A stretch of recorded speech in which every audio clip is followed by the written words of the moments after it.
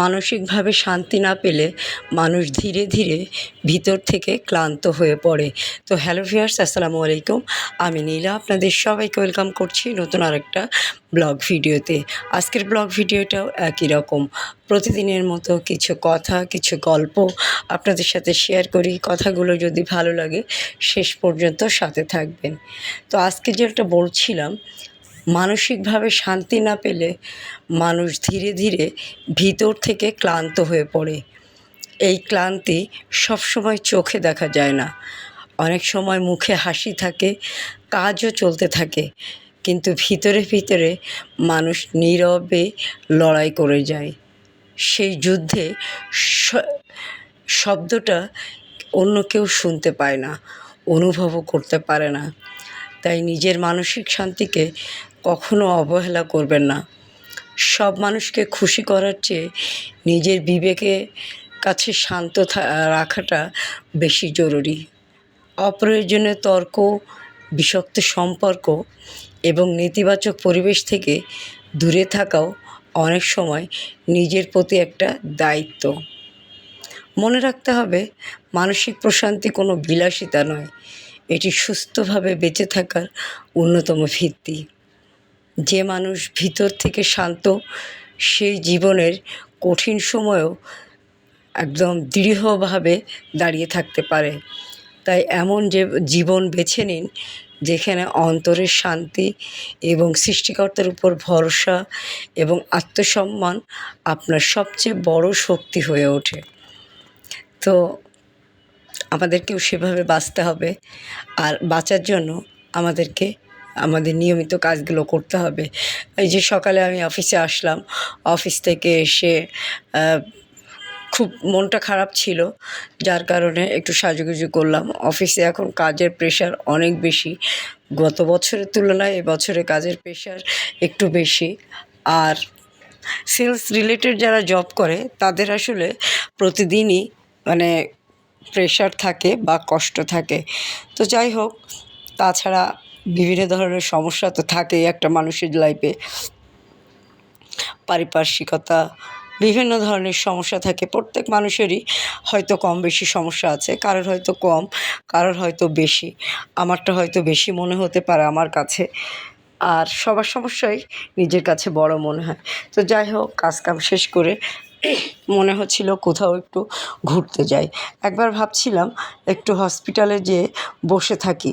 কিছু সময় বসে থাকলে বোঝা যাবে মানুষ সুস্থতার আড়ালেও কত অসুস্থ। তারপরে আর শরীর টানছিল না, যার কারণে চলে গিয়েছিলাম একটা শপে, 190+ বা 100+ একটা শোরুমে। কিন্তু এখন আর ওই প্রাইজে পাওয়া যায় না। ওখানে যে অনেকক্ষণ ঘুরলাম, আর এত সুন্দর সুন্দর জিনিস ছিল যে আমার মন তৎক্ষণাৎ ভালো হয়ে গেল। আর তখন প্রায় রাত 10টা বাজে, প্রায় অলমোস্ট রাত 10টা বাজে। আমি দোকানটায় ঢুকেছি 9টার দিকে। তারপরে সেখান থেকে বাসায় আসলাম, একটু রান্নাবান্না করলাম। আর এই যে এখন সুন্দর কিছু শাড়ি দেখাচ্ছি, এগুলো কিন্তু আমার প্রিভিয়াস ভিডিও করা থাকে, সেখান থেকে আমি দেখাতে থাকি। কেননা আমার পক্ষে প্রতিদিন কাজ করা সম্ভব হয় না। আমি যেদিন কাজ করি একসাথে অনেক সময় নিয়ে অনেকগুলো ভিডিও তৈরি করি, অনেকগুলো শাড়ির ফটোশ্যুট করি। আমি আমার পণ্যের নিজেই মডেল, নিজেই বিজ্ঞাপনদাতা, নিজেই মার্কেটিং ম্যানেজার, নিজেই সিইও, সব কিছু আমি আর কি।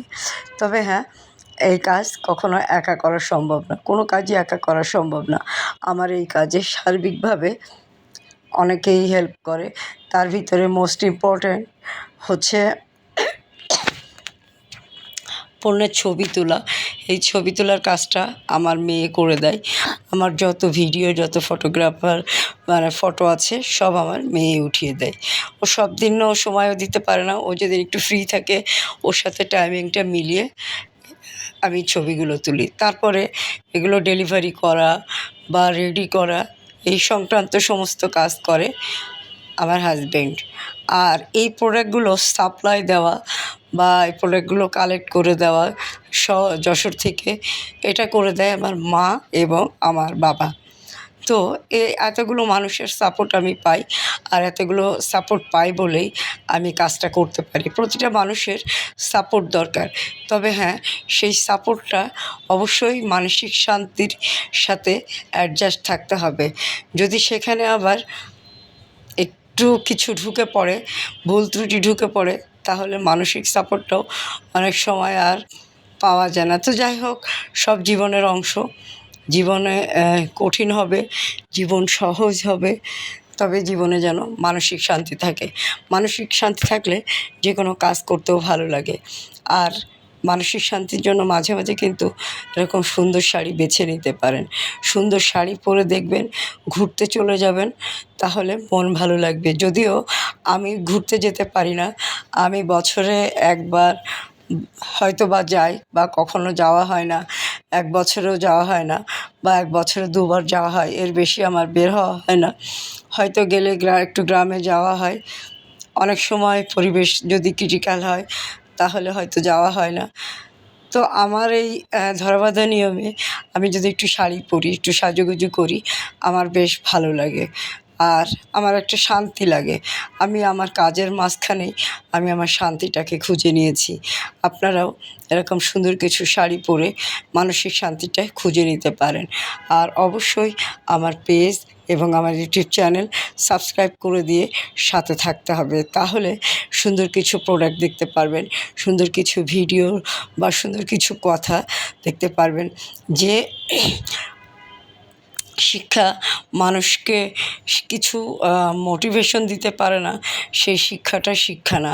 আর বর্তমানে ফেসবুক খুললেই নোংরা কন্টেন্ট, বা যেগুলো দেখে মানুষ শিক্ষার কিছু পায় না, সে ধরনের কন্টেন্টগুলোই হয়তো খুব বেশি পপুলার হয়। কিন্তু আমি চাই আমার প্রতিটা কথা দিয়ে অ্যাটলিস্ট মানুষকে, একজন মানুষকে হলেও যেন উদ্বুদ্ধ করে বা মোটিভেশন হয়, এবং আমার শিক্ষাটা যেন যথাযথভাবে মানুষের কাজে লাগে। তো অনেক কথাই বললাম, ভালো থাকবেন। পরবর্তী দিন আবারও অনেক কথা হবে। আজকে এই পর্যন্ত। আল্লাহ হাফিজ। আসসালামু আলাইকুম।